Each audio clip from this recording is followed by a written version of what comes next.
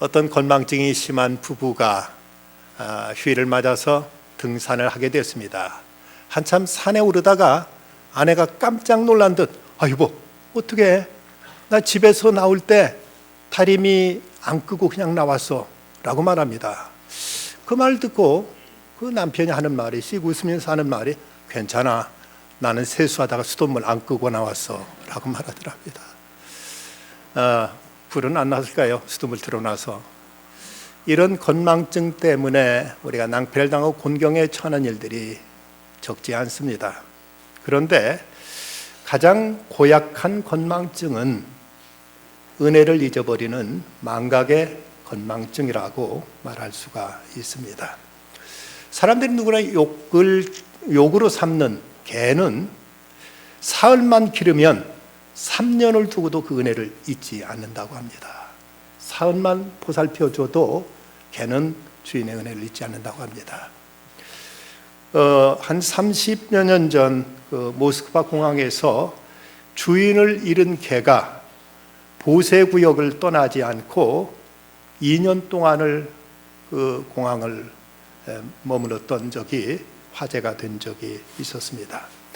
또 일본의 나고야 항에서 하역을 마친 독일 선박의 화주가 데리고 왔던 그 개가 무트로 내렸는데 그걸 모르고 배가 출항해 버립니다. 그자 이 개가 멀리 바다만 내다보면서 그 부두를 떠나지 않고 무려 2달 동안은 그곳에 있었다고 합니다. 그자 부두 노역자들이 자기들 도시락을 나눠주면서 이 개를 먹였는데 그곳을 떠나지 계속 그 바다만 쳐다보고 있다가 그 개 주인도 대단한 애견가였는지 2달 만에 돌아오자 그 개가 반갑게 뛰어올라서 그 개를 데리고 일본 나고야 항을 떠나게 됐다고 합니다. 비운의 왕비 마리 앙뚜아네트, 루이 16세의 부인으로 사치의 여신으로 알려져 있고 그는 프랑스 민중혁명에 의해서 나중에 단두대에 처형됩니다. 근데 그녀가 감옥에 갇혔을 때 그녀가 기르던 그 애견이 계속 감옥문을 떠나지 않자 거기를 지키던 사람이 강제로 이 개를 이제 멀찍이 옮겨놨더니 그만 센강에 투신해서 죽고 말았다는 얘기도 전해지고 있습니다. 이처럼 개는 주인으로부터 작은 사랑만 받고도 평생 잊지 않는데 사람은 과연 어떨까요? 2013년 영국 캠브리지에서 복권에 당첨된 아버지로부터 160만 파운드, 약 23억 원에 달하는 용돈을 받고도 2년도 안 된 일을 다 탕진해버리고 아버지한테 돈 더 달라고 요청하게 됩니다. 그런데 23억 원쯤 되는 돈을 그가 어떻게 썼는가 하면 자기 애인한테도 그냥 1원씩 주고 자기 친구들한테도 돈 나눠주고 그러면 다니던 IT 업종의 회사도 때려치고 매일 이렇게 흥청망청 쓰면서 한 달 생활비가 4,380만 원이 더 드는 3만 파운드 이상씩 써대다가 돈이 다 떨어지자 아버지가 한 번 더 대줬는데 그런데도 또 내놓으라고 돈 내놓으라고 하자 아버지 더 이상 못 주겠다 하자 아버지를 고소해버린 적이 있었습니다. 그때 이 소송의 판사였던 나이젤 제럴드 판사는 이런 말을 합니다. 이 아들 마이클은 아버지가 언제든지 자신이 원할 때 돈을 토해낼 것이라고 생각했다. 그는 죽을 때까지 아버지가 자신을 경제적으로 지원할 것이라는 기이한 결론을 내렸는데 아버지는 방탕한 아들을 부양할 의무가 없다. 아들은 편안한 삶을 위해 충분한 자금을 받았음에도 그 기회를 붙잡지 않았다. 이에 본 소송을 기각한다고 이렇게 선고해 버렸습니다. 23억 원이면 누구 이름입니까? 그 돈을 가지고도 며칠만 이제 한 2년 만에 다 탕진을 보고 더 내놓으라고 해서 안 주자 아버지를 고소한 그 아들의 모습을 여러분 어떻게 생각하십니까? 오늘 시편 103편 말씀에서 다윗은 하나님의 은혜를 찬양하고 있습니다. 일생 동안 자기가 받은 은혜를 회고하면서 하나님께 감사하면서 그가 찬송하고 있는데 여기서 그는 2가지를 스스로 명령하고 있습니다. 첫째는 하나님을 송축하라는 행위 명령입니다. 1절에 보면 내 영혼아 여호와를 송축하라. 내 속에 있는 것들아 다 그의 거룩한 이름을 송축하라고 말씀하고 있습니다. 송축이란 말은 이것은 감사하며 찬송한다는 뜻입니다. 그런데 이것을 그는 스스로 자신에게 이렇게 명령하고 있는 것입니다. 이걸 보면 우리가 하나님께 감사하는 것은 우리들의 선택이 아니라 하나님의 명령입니다. 이것은 내가 해도 좋고 안 해도 좋은 문제가 아니라 안 하면 하나님의 법을 거스리는 이런 죄가 된다는 사실을 우리는 잊지 말아야 될 것입니다. 영어의 think와 thank는 이건 같은 어원에서 나왔다고 합니다. 생각하고 감사하는 것은 같은 뿌리에서 나온 것입니다. 생각 있는 사람은 감사도 할 줄 압니다. 멍청한 사람은 감사를 모릅니다. 우리가 뭔가를 생각할 줄 안다면 내가 받은 은혜가 어떠한가를 우리는 잊지 말아야 될 것입니다. 다음 두 번째는 이제 금지 명령을 하고 있습니다. 2절 말씀, 내 영혼아 여호와를 송축하며 그 모든 은택을 잊지 말지어다. 잊지 말라고 말씀하고 있습니다.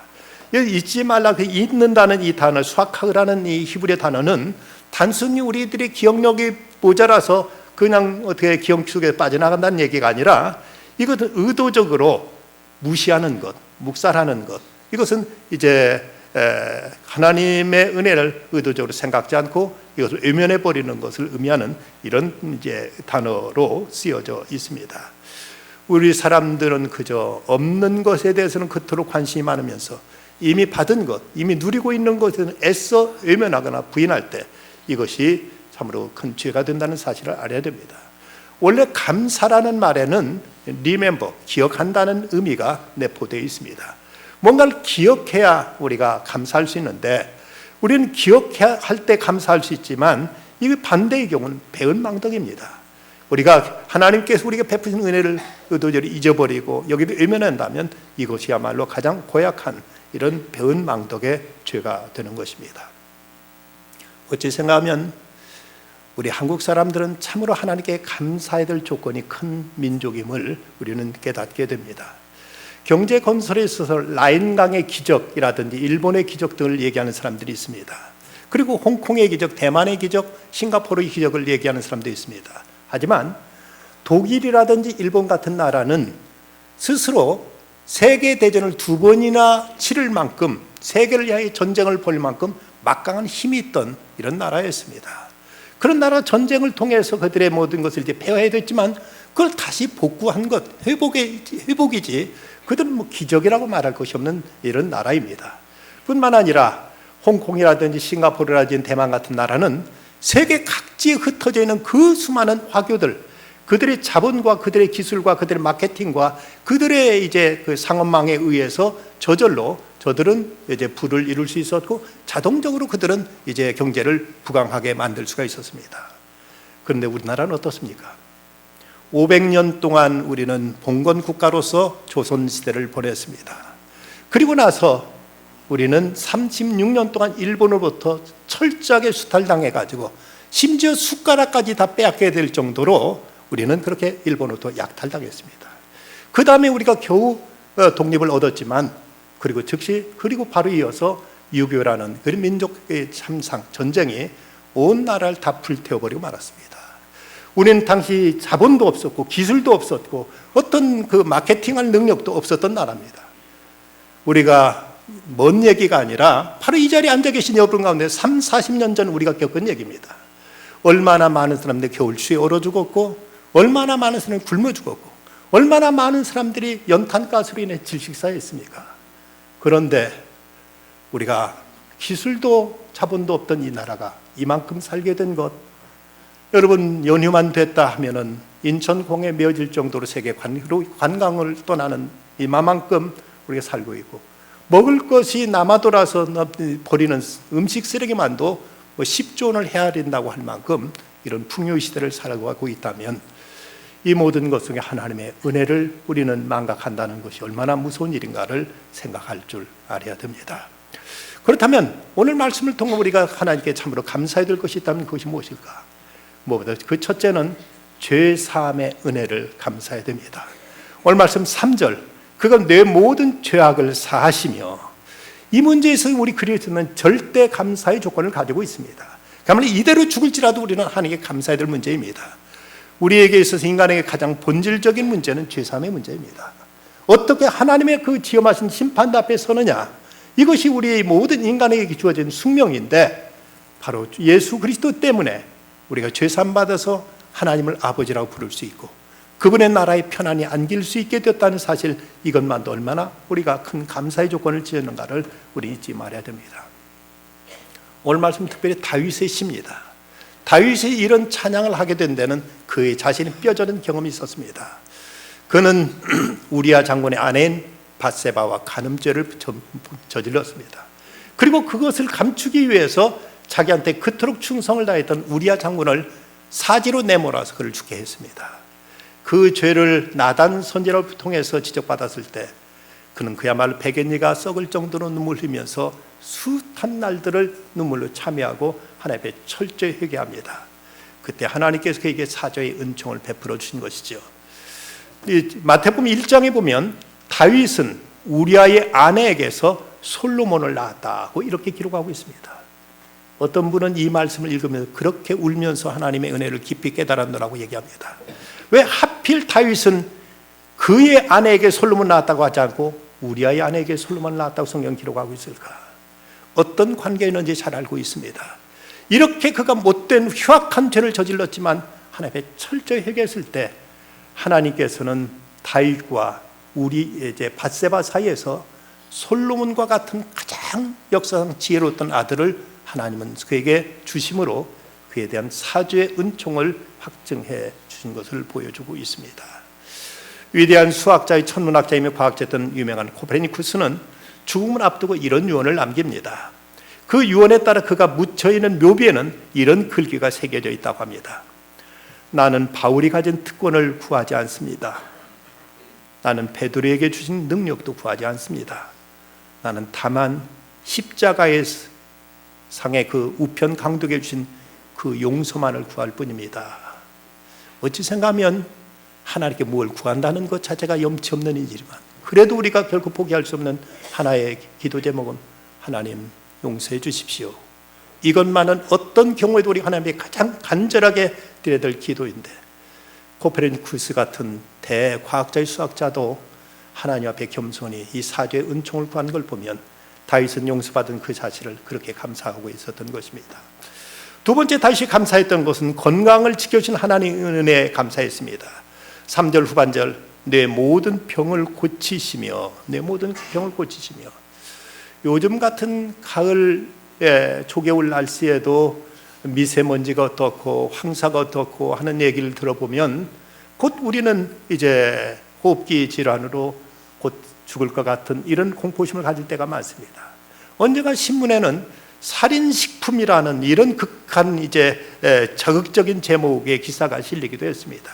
온통 먹을 것 마실 것들이 다 오염되고 다 모든 것들이 썩었다 하고 이런 얘기하고 있지만 그러면도 참 아이러니한 것은 사람들의 수명은 점점 늘어가고 있고 사람들은 다 멀쩡하게 돌아다니고 있는 걸 보면 이 모든 것 속에 하나님의 돌보심이 아니라면 어떻게 우리가 이런 환경 속에서 건강을 유지할 수 있을까를 생각지 않을 수가 없습니다. 이걸 먹으면 안 된다, 저거 먹어도 안 된다, 온통 안 된다는 얘기들이 많은데 그럼에도 이전보다 훨씬 나은 건강으로 장수를 누리고 있는 것도 하나님의 우리를 지켜주는 은총인 줄 믿습니다. 미국의 의사인 존 자앵은 감사 기도하며 음식 먹는 사람과 그렇지 않은 사람 사이의 건강에 큰 차이가 있다고 말했습니다. 그는 식사 때마다 감사한 사람에게는 첫째, 질병을 예방해주고 면역 기능을 향상시켜주는 신비한 백신이 나온다. 둘째, 질병의 진행을 예방해주고 면역 기능을 향상시켜주는 진행을 억제시켜주고 병균의 침입을 막아주는 항독소가 생긴다. 또 셋째, 일종의 방부제 성분으로 위장의 음식물의 부패나 발효를 억제하는 성분 안티셉틴이 만들어진다는 이런 발표를 한 적이 있습니다. 우리가 음식 먹을 때 감사만 제대로 하고 먹어도 우리 몸 자체가 이런 좋은 성분이 우리 몸에서 저절로 나와가지고 많은 질병을 우리에게 예방해 준다는 것입니다. 로버트 번스라는 유명한 그의 크리스찬 지도자는 그런 기도를 했습니다. 하나님, 어떤 사람은 먹을 것은 있는데 건강이 없어서 먹지 못하고 어떤 사람은 건강은 한데 먹을 것이 없어서 먹지 못하는 사람들이 있는데 하나님, 저에게는 먹을 음식도 주시고 먹을 건강도 주시니 참으로 감사합니다. 이거 바로 우리들의 기도가 아닙니까? 우리들이 마땅히 오늘도 우리에게 먹을 음식이 주어졌고 먹을 수 있는 건강이 있다는 자체만도 얼마나 감사해야 될 일입니까? 세 번째는 소원을 만족해 주신 은혜에 감사할 것을 말씀합니다. 5절 말씀, 좋은 것으로 내 소원을 만족하게 하사 내 청춘을 독수리같이 새롭게 하시는도다. 인자와 긍휼로 관을 씌우시는도다. 우리 생각이 어리석어서 내게 해로운 것을 구할 때도 하나님 우리에게 가장 좋은 것으로 바꾸어 주십니다. 어떤 사람은 차마 하나님께 이걸 달라고 말씀드릴 염치도 없었지만 그저 마음속으로만 원했는데도 하나님께서 그 소원까지도 이루어 주시더라고 이렇게 고백하는 사람도 있습니다. 어떤 사람은 이제 자기가 그토록 구했는데 하나님께 주시지 않아서 섭섭한 생각이 들었는데 나중에 깨닫고 보니까 만약 그때 자기가 구한 대로 하나님 들어주시더라면 얼마나 자기가 큰 어려움을 겪었을까 생각하니 거예요. 제때 하나님이 안 들어주신 것도 역시 하나님의 은혜였더라고 이렇게 고백하고 있습니다. 미국의 위스콘신 신주에 미스터 스틸 워러라는 잔잔한 물가, 고얀 물가라는 이런 이제 이름을 가진 집사님이 있었는데 이분은 별명이 아예 감사 집사님이었습니다. 늘 얼굴에는 잔잔한 미소가 떠나지 않았고 그가 말끝마다 항상 참 감사하지요, 감사하지요 이 말이 늘 그 입에서 떠나지 않는 분이었습니다.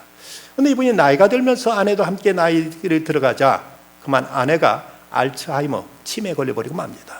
그 가족들조차도 몰라보게 되자 그 자식들이 이제 그 어머니를 치매 환자 요양소에 이제 거기 입원시켰습니다. 이 감사 집사님은 매일 아침에 가서 아내와 하루 종일 보내고 그리고 저녁은 집으로 돌아오곤 했는데 근데 병이 점점 심해지자 남편조차도 몰라보는 겁니다. 이 남편이 매일 그 아내가 그토록 좋아하는 아이스크림을 사가지고 병원에 이제 찾아가곤 했는데 그런데 이제 아내에게 묻습니다. 내가 누구지? 하고 물어보면은 아내가 하는 말은 아이스크림 사다 주는 좋은 아저씨라고 이렇게 대답하곤 하는 것이었습니다. 이 집사님은 마음에 한 가지 그 안타까운 소원은 제발 아내가 자기를 알아보고 여보라고만 불러줘도 소원이 없겠다 싶어서 하나님께 간절히 기도했습니다. 그런데도 아내는 한 번도 남편을 향해 아내 여보라고 불러주질 않는 겁니다. 어느 날 하나님께 간절히 기도하던 중에 번뜩 한 가지 이제 어떤 생각이 떠올랐습니다. 그것은 다가오는 성탄절 저녁 때 목사님한테 그 병원 요양원의 원목 목사님한테 자기 부부들 결혼 언약 갱신식을 올려달라는 것이었습니다. 서양 사람들은 결혼하고 나서도 그 옛날 그 결혼의 그때 그 행복을 다시 되새기기 위해서 결혼 언약 갱신식이라는 것을 하기도 하는데 목사님께 부탁해가지고 성탄절 오후에 결혼 언약 갱신식을 갖게 해달라고 부탁을 했습니다. 그리고 아내한테 결혼하자고 이렇게 이제 얘기하니까 그 여자가 아니 하고 고개를 내젓는 겁니다. 어떻게 달래도 이제 결혼하자는 요청에 대답을 안 하자 비장의 무기를 꺼냈습니다. 나하고 결혼 안 하면 아이스크림 안 사다 줄 건데 하고 말하자 한참 생각하더니 그럼 결혼할게 하고 대답해가지고 결혼식을 이제 하게 되었다고 합니다. 성탄절 모든 행사 다 마치고 저녁에 이제 간절한 시간에 가족들만 모아놓고 목사님이 결혼 언약 갱신식을 갖게 됩니다. 옆에 이제 두 사람 세워놓고 나서 이제 묻습니다. 지금 곁에 서 있는 이 사람을 당신의 배우자로 삼아 변함없이 남편과 아내로 서로 사랑하기로 서약합니까? 하고 이게 묻자 한참 생각하더니 아내가 예라고 대답을 하더랍니다. 근데 그리고 나서 그때부터는 할머니가 스틸 워러 집사님을 향해서 늘 여보라고 불러주었습니다. 그렇게 한 6개월을 보내고 나서 이 할머니는 세상을 떠났습니다. 장례식을 치르고 나서 이 감사 집사님이 그 조문객들 앞에서 이런 인사를 했습니다. 제 아내를 향한 마지막 소원은 아내가 날 한 번만 더 여보라고 부른 일이었습니다. 그리고 지난 6개월 동안 하루도 빠짐없이 그녀는 저를 여보라고 불러줬고 제 곁에 머물게 하셨습니다. 이 소중한 친구를 보내주신 하나님께 감사와 찬양을 드립니다 라고 이렇게 인사를 했다고 합니다. 하나님은 우리들의 숨은 마음, 우리들의 간절한 소원을 들으시고 응답해 주시는 하나님, 온갖 좋은 은사와 온전한 선물이 다 위로부터 빛들의 아버지께로부터 내려오나니 그는 변함도 없으시고 회전한 그림자도 없으시니라. 우리에게 좋은 것 주는 그 하나님의 은혜를 깨닫고 감사할 줄 알아야 됩니다. 그럼 우리가 어떻게 감사할 수 있을까? 먼저는 입술의 찬양을 통해서 하나님께 감사할 수 있습니다. 여기 송축하라는 말씀, 감사함에 찬송하라고 말씀하는데 시편 69편 30절 31절 말씀 보면 내가 노래로 하나님의 이름을 찬송하며 감사함으로 하나님을 위대하시다 하리니 이것이 소 곧 뿔과 굽이 있는 황소를 드림보다 여호와를 더욱 기쁘시게 함이 될 것이라. 하나님께 찬송 드리는 것이 하나님 앞에 황소 잡아서 제사 드리는 것보다 하나님을 더 기쁘게 하는 일이라고 말씀하고 있습니다. 우리는 입을 열어 하나님을 찬양할 줄 알아야 됩니다. 초대교회 한 교부는 이런 말을 했습니다. 하나님을 변증하려고 애쓰기보다 하나님을 찬송하기 위해서 힘쓰라. 억지로 사람들에게 하나님이 이런 분이라고 설명하려고 애쓰지 말고 그저 기쁜 마음으로 감사한 마음으로 우러나는 심령으로 하나님을 찬양하면 그 사람들이 그 모습으로 감동받아서 오히려 믿게 될 것이라고 이런 말을 했습니다.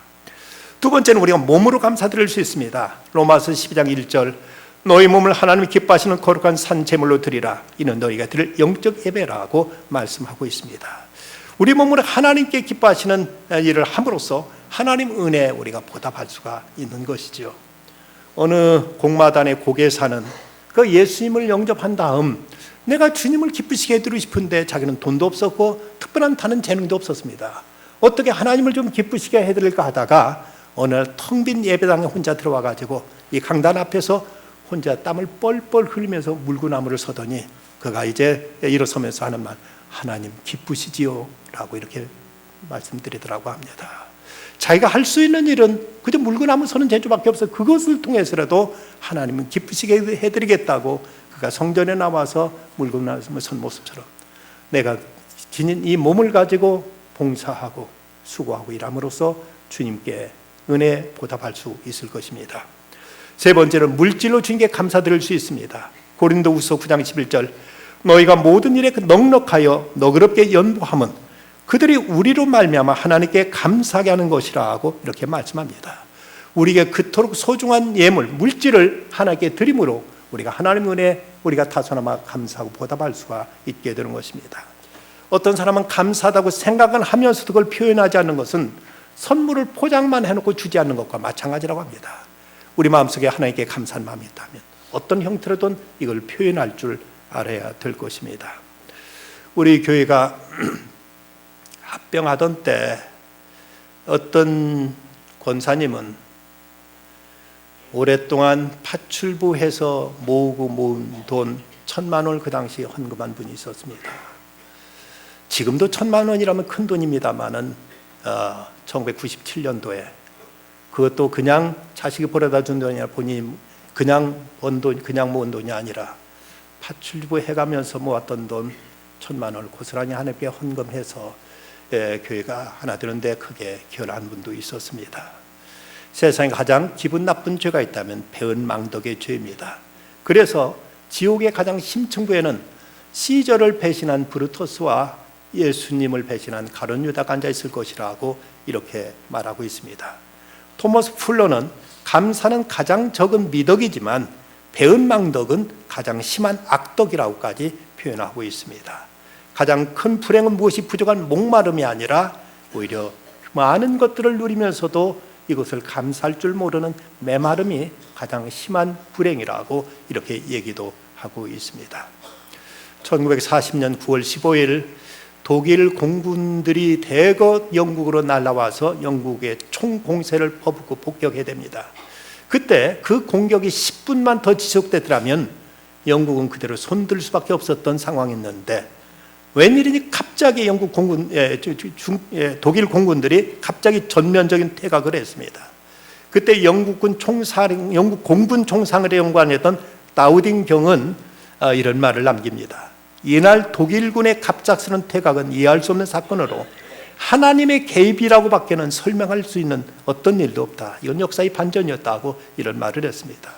근데 그때 그 노만 그럽이 쓴 탁월한 중보기도의 사람 리즈 하월즈라는 책에 보면 거기에 대한 어떤 배경이 설명됩니다.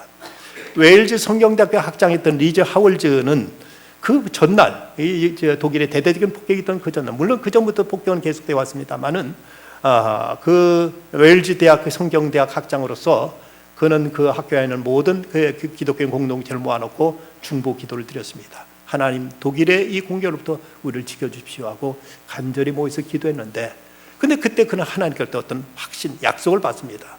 이 폭격은 멈출 것이다. 독일은 결코 성공하지 못할 것이라는 이런 응답을 받습니다. 그래서 그는 회중들 앞에서 선포합니다. 하나님이 내게 분명 약속 주셨습니다. 응답 주셨습니다. 독일은 결코 성공하지 못할 것이며 우리는 이 전쟁에 승리할 것입니다. 이제 우리는 더 이상 하나님 앞에 간절하게 애타게 기도하지 말고 이제는 감사합시다. 하나님께 감사 찬송합시다 하고 이렇게 외치자 거기 같이 모였던 모든 회중들이 하나님을 찬양하기 시작했습니다. 그런데 그리고 나서도 여전히 그 다음 날도 계속 날라와서 폭격을 퍼부어 대는데, 그래도 그들은 영적인 싸움, 과연 하나님의 약속을 믿을 것인가, 아니면은 이 현실로 인해서 우리가 염려하고 불안했던 것인가. 그러나 그들은 그런 가운데도 하나님을 찬양했습니다. 그때 이 폭격은 멈췄고 영국은 그 위기에서 일어날 수가 있었던 것입니다. 그래서 이 리즈 하월즈의 영향으로 두 번이나 전국적인 기도의 날을 선포했던 그 처칠은 그의 전쟁 회고록 워 메모리즈에서 이런 그 말을 하고 있습니다. 이 영국군의 승리는 아주 특별하고 결정적인 하늘이 도운 사건이었다. 이것이야말로 진정 특별한 하나님이 도우신 사건이었다고 이렇게 고백합니다. 우찌무라 간조는 하나님이 내게 주신 은혜를 대해서 감사하라. 그러면 하나님은 다시 새로운 은혜를 주실 것이다. 묵은 은혜에 대한 감사 없이 새로운 은혜를 받기는 어렵다. 저 불평가라고 불리는 사람이 평생 만족을 느낄 수 없는 것은 그에게 감사하는 마음이 없기 때문이라고 말합니다. 우리가 다른 특별한 대단한 일은 못하더라도 받은 은혜에 대한 감사할 줄은 최소한 알아야 되겠습니다. 그래야 사람이고 그래야 진정 그리스도인이라 할 수 있기 때문입니다. 뭘 하든지 말이나 일이나 다 주 예수의 이름으로 하고 그를 힘입어 하나님 아버지께 감사하라. 기도하시겠습니다. 아버지 하나님, 베푸신 은혜를 감사합니다. 죄 사해 주신 것 감사하고 건강 이만큼 지켜주신 것 감사하고 또 저희들의 소원 이리저리 들으시고 응답하시고 좋은 것 주신 하나님을 찬양합니다. 하나님, 입으로 찬송으로 감사하게 하시고 몸으로 봉사의 주님을 섬기게 하시고 물질로 하나님 은혜에 보답하며 살아갈 줄 아는 참된 믿음의 사람들로 굳게 세워 주시옵소서. 그래 더 큰 은혜의 세계로 들어갈 수 있는 저희들 다 되게 하여 주시옵소서.